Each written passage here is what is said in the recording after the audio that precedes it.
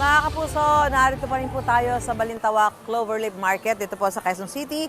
At kahit paano meron po tayong good news para sa ating mga kapuso dahil nanatiling stable o walang pagbabago sa presyo ng mga paninda po dito sa Balintawak Cloverleaf Market gaya po sa presyo ng gulay. At base po sa pinakahuling price monitoring ng Department of Agriculture, ang presyo po ng mga paninda dito ay nananatili sa 65 hanggang 100 pesos kada kilo. Ang ampalaya po ay umaabot ng 90 hanggang 120 pesos kada kilo at ang repolyo na 40 hanggang 60 pesos kada kilo. At dahil sa patuloy na pagtaas ng presyo ng mga produktong petrolyo, posible maapektuhan ang presyo ng ilang bilihin.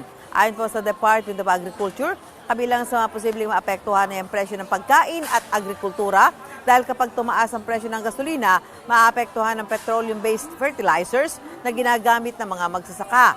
Maaari din daw tumaas ang presyo ng tinapay, manok at baboy dahil naapektuhan ang shipping cost sa pag-angkat ng raw materials at pagkain ng mga hayop. Posible ring tumaas ang presyo ng mga isda dahil gasolina ang gamit ng mga mangingisda para sa kanilang mga bangka. At dito nga po sa Balintawak Cloverleaf Market ay alamin natin doon sa mga nagtitinda. Ano ba yung kanilang mga pangamba o agam-agam sa mga darating na araw kung magpapatuloy po ang pagtaas sa presyo ng mga produktong petrolyo?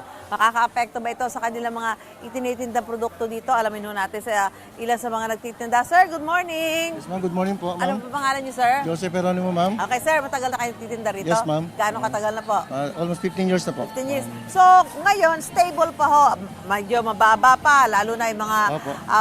mga produkto, mga gulay na panahon ngayon, gaya Opo, ng kamatis. Pero kayo ba'y nagkakaroon ng pangamba agam-agam na baka tumaas din ho ang presyo nito sa mga darating na araw dahil ho doon sa pagtaas ng presyo ng mga produktong petrolyo? So ngayon, ma'am, di pa po kasi masyado pong marami pa pong dumarating na gulay. Oo. Kaya medyo mababa po ang presyo nating gulay po ngayon. Oo.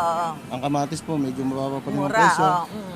20 to 25 ang kilo. Oo. Anong po? Pero yun nga, pagdating na nga, makalipas ang mga isang linggo dahil tumaas na ang presyo ng mga produktong petrolyo. Yes, So ma'am. pwede ba tumaas ang presyo ng mga paninda nyo? Sa ngayon po, baka hindi po natin masabi po. Pero sa karanasan ho ninyo?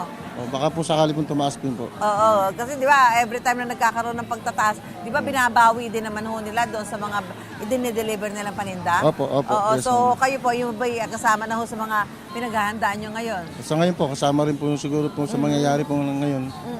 Kayo ho ba, ano yung ano nyo, ang inaalala nyo dahil tuloy-tuloy yung pagtaas sa presyo ng produktong petrolyo? Sa ngayon po, medyo nangangamba po, matumal po. Bakit po kaya matumal? Sa ganun po, kasi tumataas po yung ating produkto po ng petrolyo. Oo. Sa ganun, yung gulay po natin, medyo nag-aalanganan po sa presyo. Medyo alanganan po ang presyo, So, mababa. ang nababawasan naman yung mga namimili dito sa inyo. Sila ho Opo, siguro opo, dahil opo. baka nagtitipid. Nagtitipid po sa transportation po. Ganun po. Kaya mataas po ating... So, ang ano nyo, kung dati araw-araw sila namimili, baka ngayon once a week na lang. o baka po, ganun po mangyari po. Dahil po sa... Ganun po nangyari sa atin. Oo. So, ang aling mga panindang inaasahan nyo na baka kung sakali magkaroon ng malaking pagtaas? Sa ngayon po, yung ating mga ampalaya po, ganyan po. Baka yan po, baka ho tumaas ang... Tumaas po.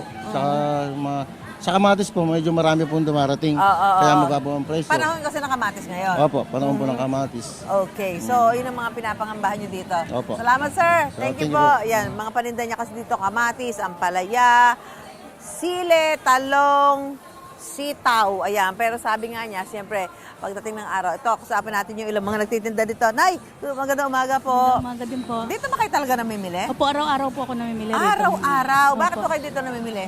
Medyo affordable po dito yung kayang-kaya yung presyo. Mura. Opo. Opo. Kahit malayo. Oo, pero ano ba, alam niyo naman, nabalitaan niyo, tumataas yung presyo ng mga produktong petrolyo, di ba? Opo. Ano, kayo ba'y nag-aalala? So, sobra pong nag-aalala kasi mababawasan yung budget sa pamimili. Tapos ipadadagdag pa sa pamasahe. Lalo sa akin na dialysis patient. Oo. Nagpanggamot ko pa, ipamadadagdag pa sa pamasahe. So, yun ang inaalala nyo? Opo. Na baka tumaas na. Opo. Ngayon ba, may mga binili kayo na tumaas na presyo? Sa ngayon po, medyo stable pa rin po yung price. Hindi pa naman po. oo. Opo. Pero siyempre, kayo araw-araw kayo namimili, mararamdaman nyo yan. Opo, mararamdaman po talaga. May tumataas na din po na iba, pero konti lang po yung taas Meron na. ka bang binili na mga para kung tumaas man ay nakapag-stock ka na, ba, sibuyas, yan, bawang. Hindi po nakakapag-stock, ma'am, kasi yung binibili ko pang isang araw lang. Isang araw lang, tapos araw-araw kayo Opo, dito tinitinda ko po kasi. tinitinda nyo kasi. Yan, so mararamdaman nyo talaga yan. Opo. Kung araw-araw kayo namimili, mararamdaman nyo kung magkakaroon na ng pagtaas. Opo, maglalaan ka po talaga ng pamasahe kasi hindi ka makauwi pag kulang yung pamasahe mo. Okay. Maraming salamat po. At Okay. mag-iingat po kayo. At sige, talaga tayo ay kailangan medyo sa mga darating na araw Opo. maghigpit ng sinturon. Opo, Salamat po. Yan. salamat. So yan po yung damdamin ng mga ilang nagtitinda rito at saka siyempre yung po mga namimili talagang pinapangambahan ho nila yung posibleng pagtaas ho ng bilihin dito sa Balintawak Cloverleaf Market, lalo na siyempre, pumupunta ho dito dahil mura ho talaga bilihin dito.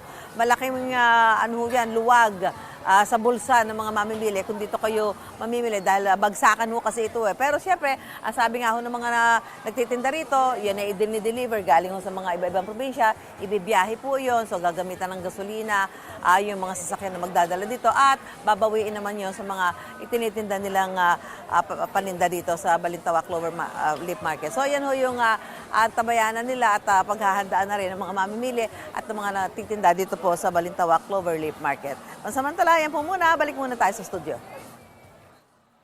Gusto mo bang mauna sa mga balita? Mag-subscribe na sa GMA Integrated News sa YouTube at tumutok sa unang balita.